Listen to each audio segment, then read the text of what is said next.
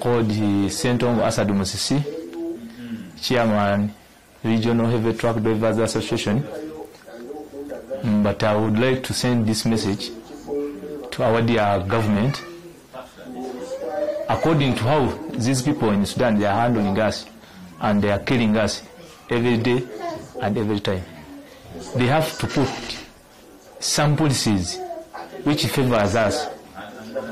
Because if you put some policies which are very strong, like saying that any Ugandan who is killed in Sudan should be refunded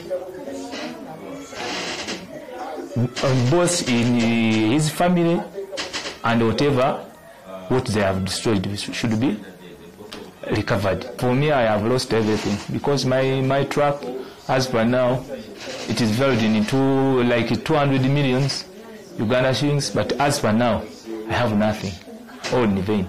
And it's only the business I'm having.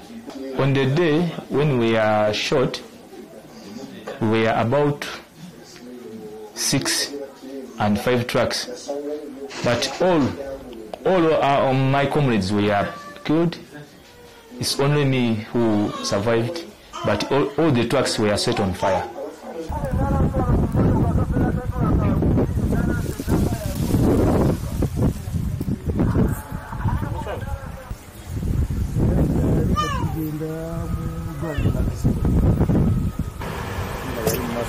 Thank you.